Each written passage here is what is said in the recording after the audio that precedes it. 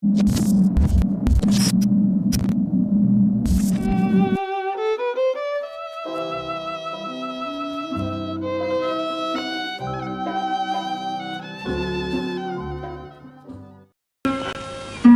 lihat tu dulu. Nampak bayang-bayang tak? Lembu 2 ekor. Kambing 2 ekor. Coba lihat baik-baik. Itu. Tak nampak apa-apa pun Pak Belalang. Di dalam amalan hamba, jikalau siapa tak dapat melihat bayang-bayang di dalam geluk jampi ini, orang itu anak di luar nikah. Ya. Hamba nampak. Itu dia 2 ekor lembu, 2 ekor kambing. Dia tengah berjoget-joget. Buntar, Jambul, kau tengok. Itu lembu kau. Itu kambing kau. Dia tengah berjoget-joget. Kau tengok betul-betul. Tengok betul-betul. Nampak tak nampak? Tengok. Siapa tak nampak, dia anak di luar ni. Nampak tu cantiknya kambing tu berjoget ya. Kepada peminat-peminat filem Melayu klasik, pasti mengenali seorang seniman yang agak mirip dengan P. Ramlee semasa muda dahulu. Beliau merupakan seorang pelakon yang sering memegang watak pelakon pembantu di syarikat perfilman Shaw Brothers dan KT Keris. Ali Fiji atau nama sebenarnya Syed Ali bin Syed Muhammad dilahirkan pada 2 Februari 1933 di Singapura. Beliau dilahirkan dari keluarga seni di mana ibu dan bapanya adalah di kalangan pelakon bangsawan, manakala bapa saudaranya adalah seniman Babjan yang juga pelakon terkenal ketika itu. Cik Rapi, Cik Jamil tu dah kahwin ke belum? Bujang terona Pak Ali. Bujang serona? Yes. Ya, dah tua masih bujang. Bujang Ali Beta katakan. Pelik mata tu apa? Angkatan bujang tua.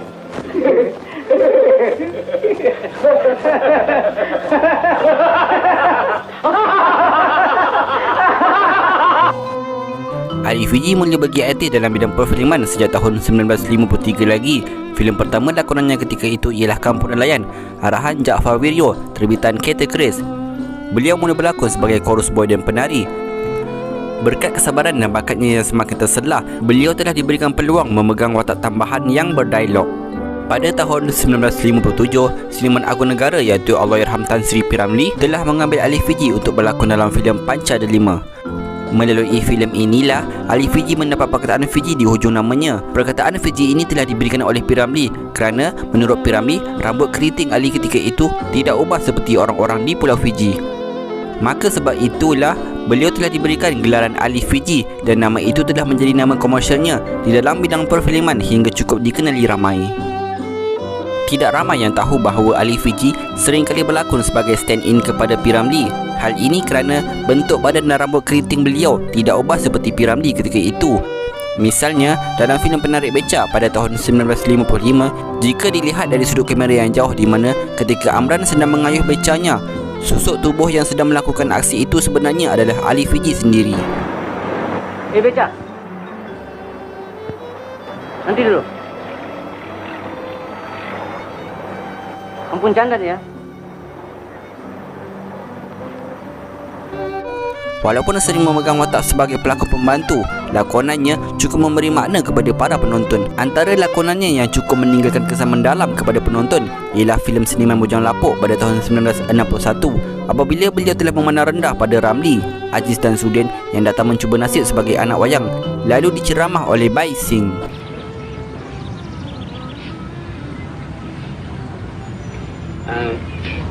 Tapi Tuan Sing, Saya bukan tuan, saya jaga.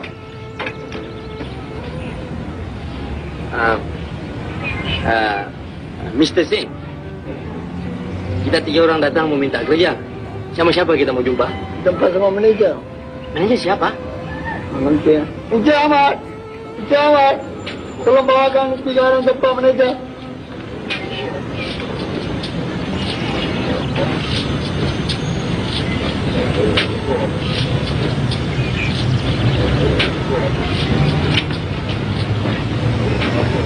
Saudara nak jumpa manajer? Ya, saya. Baiklah ikut saya. Baiklah, terima kasih. Terima kasih. Terima kasih, Mr. Singh. Terima kasih.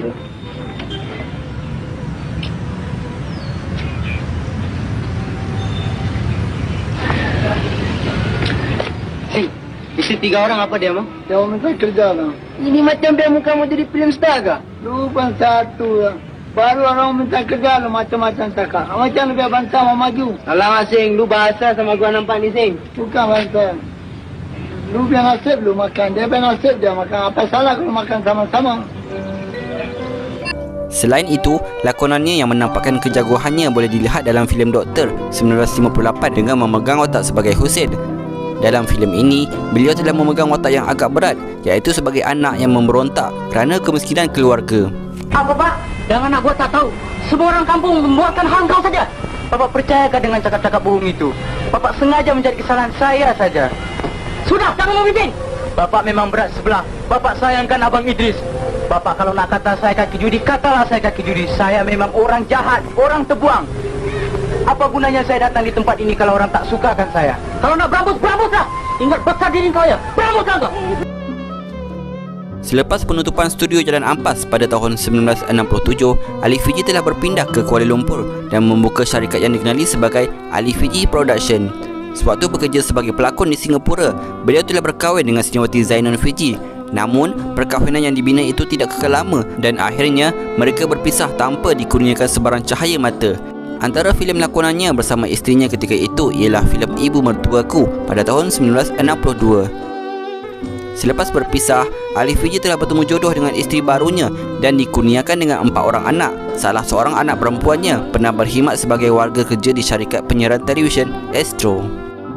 Sepanjang berkhidmat sebagai pelakon di kedua-dua syarikat gergasi perfilman di Singapura ketika itu, beliau telah berlakon dalam puluhan buah filem seperti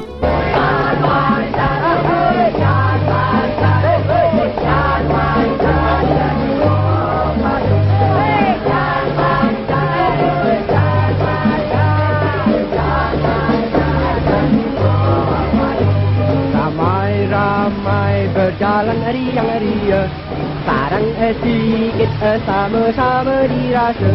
Sungguh samun memangnya aku suka, siapa menentang binasa.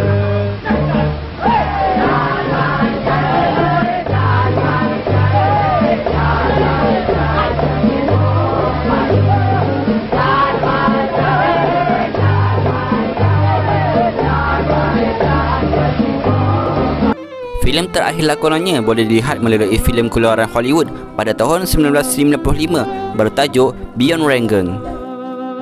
Pada 14 November 1996, Ali Fiji telah menghembuskan nafas yang terakhir di pangkuan isterinya di Hospital Kuala Lumpur akibat masalah paru-paru berair. Jenazahnya telah disemadikan di Tanah Perkuburan Islam Jalan Ampang, Kuala Lumpur. Semoga roh Allahyarham Syed Ali bin Syed Muhammad ditempatkan di kalangan orang yang beriman.